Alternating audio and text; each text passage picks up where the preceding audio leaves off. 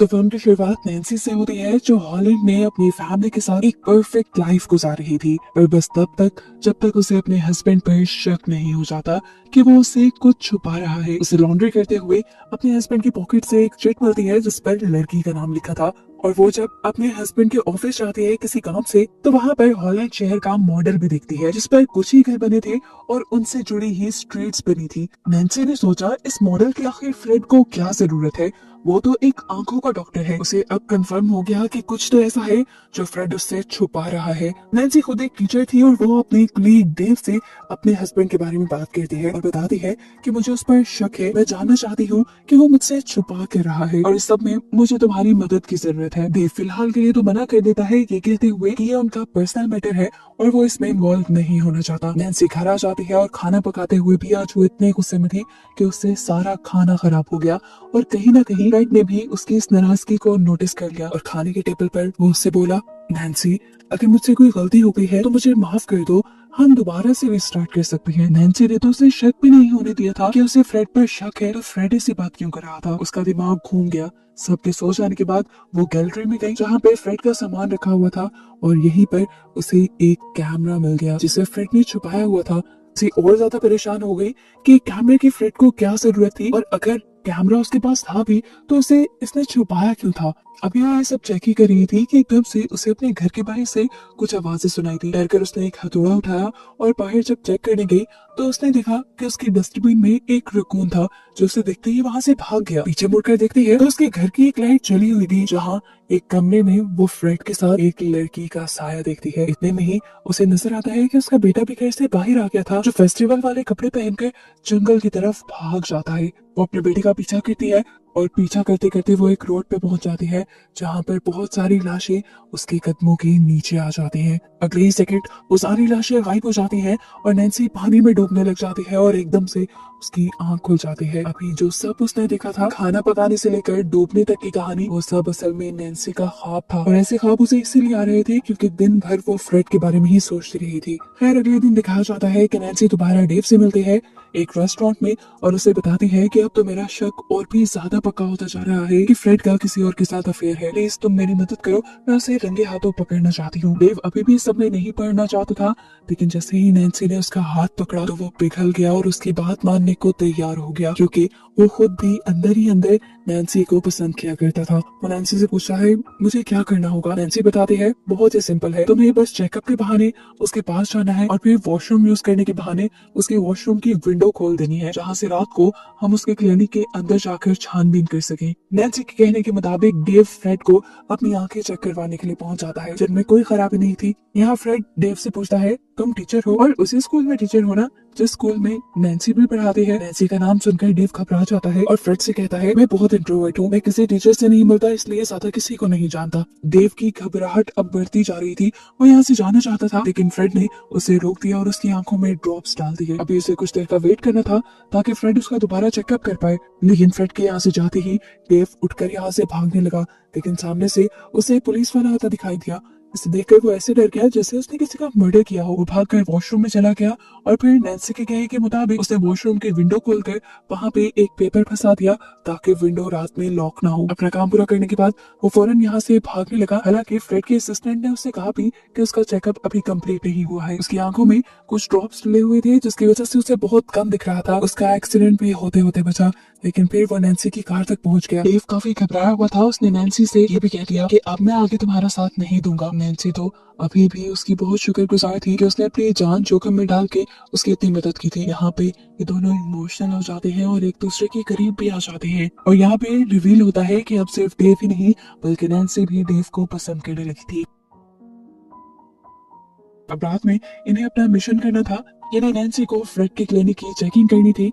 तो वो फ्रेड को बहाना बना के गई कि वो नाइट पार्टी के लिए जा रही है अपनी फ्रेंड के घर। हालांकि वो डेव के साथ फ्रेड के क्लिनिक जा रही थी। क्लिनिक जाते ही ये लोग वॉशरूम के रास्ते से क्लिनिक के अंदर घुस जाते हैं। यहाँ दूसरी तरफ हमें दिखाया जाता है कि फ्रेड को उसी औरत की कॉल आती है जिसके घर जाने का बहाना करते हुए नैन्सी घर से निकली थी, और यहाँ पर नैन्सी का भांडा फूटने वाला है। उस लेडी के बेटे की आंखों में बहुत ही शदीद इन्फेक्शन हो गया था, इसलिए उसने फ्रेड को कॉल की थी कि वो जल्दी से क्लिनिक पर आ जाए और वो अपने बेटे को भी लेकर आ रही है। फ्रेड अपने बेटे को घर पे अकेला छोड़कर अपने क्लिनिक के लिए निकल जाता है और यहाँ क्लिनिक के अंदर हम नैन्सी को देखते हैं जिसे फ्रेड के पास बहुत सारे डेबिट कार्ड्स दिखते हैं जिनमें से वो एक का नंबर नोट भी कर लेती है। साथ ही उसे यहाँ पे एक एल्बम भी मिलता है जिसमें बहुत सारे घरों की पिक्चर्स थी और ये सारी पिक्चर्स उसी कैमरा से ली गई थी जिसे फ्रेड छुपा कर रखता था। अभी वो इससे पहले कि और ज्यादा इन्वेस्टिगेशन करती उसे डेव की कॉल आ जाती है कि बाहर फ्रेड आ गया है। ये सुनकर वो शॉक रह जाती है और फौरन वहां से बाहर निकलने की कोशिश करती है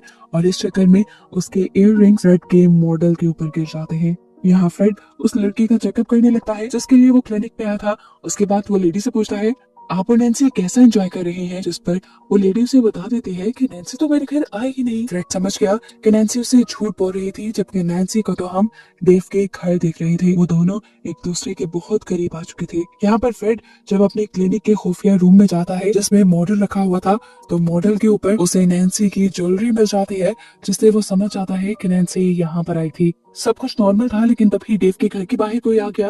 ये स्टूडेंट्स थे जो डेव को धमकियां देने के लिए आए थे क्योंकि डेव ने उन्हें कुछ पनिश किया था। उसके बाद डेव नैन्सी के पास आता है और उससे कहता है कि मैं इस तरह छुपने वाली जिंदगी नहीं गुजार सकता। अगर तुम्हें मेरे साथ रहना है तो तुम्हें अपने हस्बैंड को डाइवोर्स करना होगा।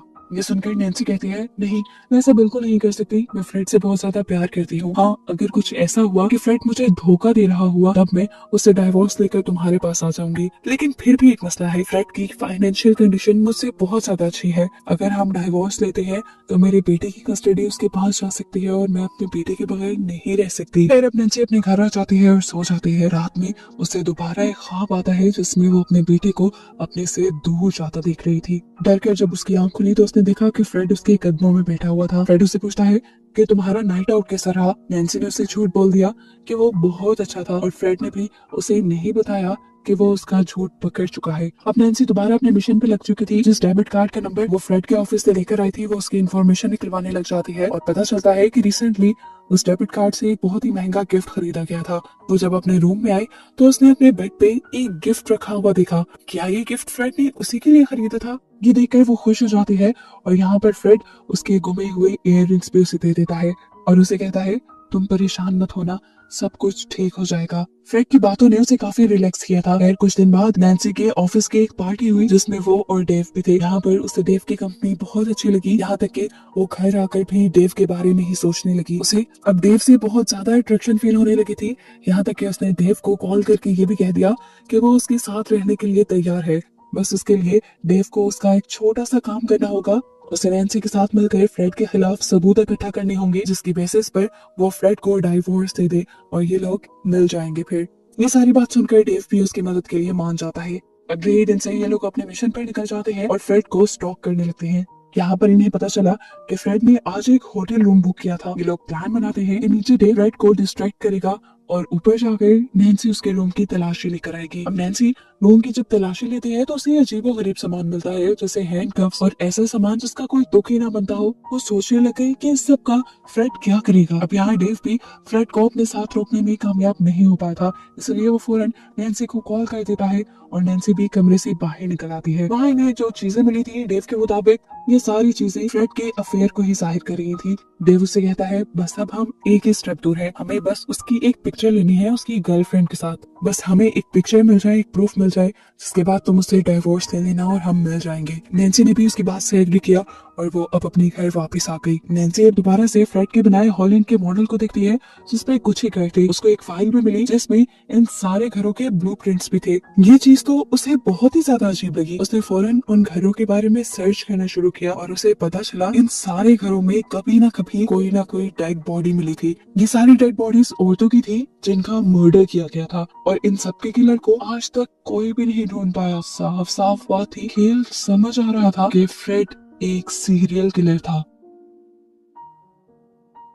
यहाँ नैन्सी जब अपने काम में लगी हुई थी तो डेव अपने काम में लगा हुआ था। वो फ्रेड की गाड़ी का पीछा करते करते जंगल के पास करीब एक घर में पहुंचता है जहाँ फ्रेड से मिलने के लिए एक लड़की आती है। ये बेस्ट टाइम था। डेव ने जल्दी से अपना कैमरा निकाला और जब फ्रेड उस लड़की से मिल रहा था तो उसकी बहुत सारी पिक्चर्स बनाने लगा। अब और ज्यादा सबूत इकट्ठे करने के चक्कर में डेव घर के अंदर पहुंच जाता है जहाँ वो कमरे के अंदर जाकर देखता है कि फ्रेड उस लड़की के करीब नहीं आ रहा था बल्कि फ्रेड ने तो उस लड़की को बांध दिया था और वो छुरी से उसका गला भी काट चुका था। लड़की का बहुत तेजी से खून बह रहा था और वो बस मरने ही वाली थी। यानी डेव भी समझ गया कि फ्रेड एक किलर है। डेव ये सब देखकर शॉक था, वो हिल भी नहीं पाया और ऐसे में फ्रेड की नजर उसके ऊपर पड़ गई। अब तो फ्रेड उसका भी किस्सा तमाम कर देता। फ्रेड उसे चाकू लेकर मारने के लिए जाता है, लेकिन अपने आप को बचाने के चक्कर में डेव खिड़की से बाहर गिर जाता है। फ्रेड उसे मारने के लिए बाहर आता है और वो डेव से कहता है, मैं जानता हूँ तुम नैन्सी को बहुत अच्छे तरीके से जानते हो और नैन्सी के साथ मिलकर मेरा पीछा भी कर रहे हो।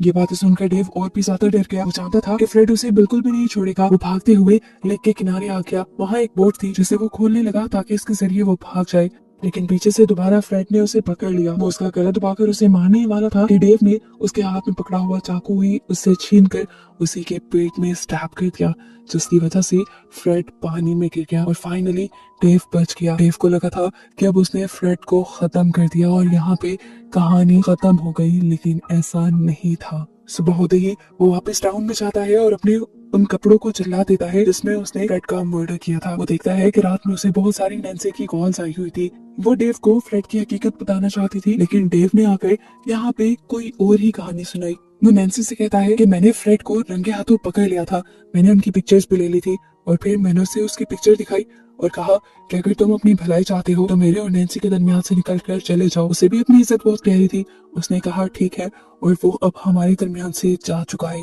नैन्सी को बहुत हैरानी हुई। फ्रेड तो उससे प्यार के दावे किया करता था, इतनी आसानी से उन्हें कैसे छोड़कर चला गया। डेव ने कहा बस ऐसे ही। उसने अब डेव की बातों पे एतबार कर लिया था। उसने डेव के साथ रहना भी शुरू कर दिया था, लेकिन हर रोज नैन्सी को यही डर खाया जाता था कि किसी दिन फ्रेड आ जाएगा और उसे भी मार देगा, बिल्कुल उन्हीं लड़कियों की तरह जिनको उसने पहले मारा है। यहाँ पर दूसरी तरफ डेव की भी दिमागी हालत खराब होने लगी थी, क्योंकि उसे उस मर्डर के सपने आया करते थे जो उसने कर दिया था, यानी फ्रेड का मर्डर। कुछ दिन बाद हमें दिखाया जाता है कि हॉलैंड में एक फेस्टिवल मनाया जा रहा था जिसमें नैन्सी भी अपने बेटे को लेकर आई थी और यहाँ पर उसकी फ्रेंड्स उससे उसके हस्बैंड के बारे में पूछती हैं। तो नैन्सी बताती है कि वो वेकेशंस पे गया है, लेकिन तभी उसका दूसरा फ्रेंड बताता है अच्छा वो अभी तक नहीं आया, लेकिन अभी कुछ देर पहले तो मैंने उसे फेस्टिवल में ही देखा है। ये सुनकर नैन्सी की तो हवाइयां उड़ गई, वो डर से पागल हो गई। वो जब इधर उधर देखती है तो उसकी नजर फ्रेड पे भी पड़ जाती है। अब तो उसका डर से बुरा हाल हो गया था। उसने इधर उधर अपने बेटे को ढूंढना शुरू किया। नैन्सी को जब वो नजर नहीं आता तो वो अपने बेटे को ढूंढने के लिए खड़ी हो जाती है और यहीं पर उसका टकराव डेव से हो जाता है जो गन लेकर आया था। नैन्सी समझ गई कि ये गन वो उसके बेटे को मारने के लिए लाया है ताकि उसका बेटा भी इन दोनों के दरमियान से खत्म हो जाए और नैन्सी पूरी तरह डेव की हो जाए। ये देखकर उसे डेव पर बहुत गुस्सा आता है और वो अब अपने बेटे को लेकर अपने घर आ जाती है और डेव यहाँ पर भी आ जाता है। डेव ने आज ठान ली थी कि वो उसे सारी सच्चाई बता देगा। डेव ने उसे बताया कि जब मैं फ्रेड का पीछा करने गया तो मैंने एक खौफनाक मंजर देखा। फ्रेड जिस लड़की के साथ था वो उस लड़की के करीब नहीं गया, बल्कि उसने उस लड़की का गला काट के उसका मर्डर कर दिया और ये सब मैंने देख लिया। जैसे ही फ्रेड को पता चला कि मैंने सब देख लिया है, वो मेरे भी पीछे पड़ गया। लड़ते लड़ते हम लोग लेक के किनारे पहुंच गए। वहां पर फ्रेड मुझे मारने ही वाला था, पर मैंने अपने आप को डिफेंड करने के लिए उसका चाकू पकड़कर उसे स्टैब कर दिया और वो पानी में गिर गया। मैंने उसे मार दिया। नैन्सी इन सारी बातों को सुनकर हैरान हो जाती है और उसे ये शॉकिंग न्यूज देती है कि अभी भी वो मरा नहीं है, वो वापस आ चुका है। नैन्सी का बेटा जो अंदर बैठा था वो ये सारी बातें सुन चुका था। वो अपने डैड की हकीकत भी जान चुका था कि वो एक सीरियल किलर है। यहाँ डेव को इस बात पे यकीन नहीं आया था कि फ्रेड अभी भी जिंदा है। उसे लगता है कि नैन्सी उसे बचाने के लिए ये सब बातें कह रही है, लेकिन डेव अब इन सारी चीजों से थक चुका था। उसने फैसला कर लिया था कि वो पुलिस को अपने आप को सरेंडर कर देगा। वो पुलिस को कॉल मिलाने ही वाला था कि नैन्सी ने उसके हाथ से फोन छीन लिया और उसे धक्का दे दिया, जिसकी वजह से डेव के सर पे चोट लग गई। वो अब डेव से उसकी गन छीन कर बाहर भागती है और उसे कहती है तुम डरना मत, मैं सिर्फ हेल्प लेने के लिए जा रही हूँ।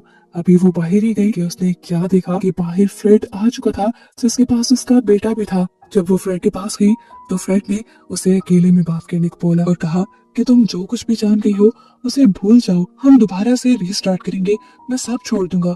इस मर्तबा भी नैन्सी ने अच्छी वाइफ की तरह उसकी बात मान ली और वो उसके साथ अपने बेटे को लेकर गाड़ी में बैठ गई।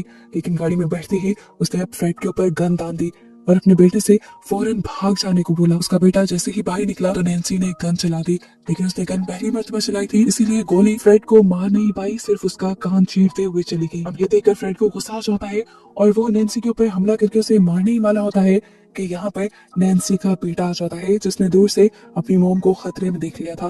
वो अपनी मॉम को कवर देने के लिए आया था। पीछे से उसने फ्रेड को धक्का दिया और यहाँ पर नैन्सी ने अपना शूज निकालकर उसके सर पे वार करना शुरू कर दिया।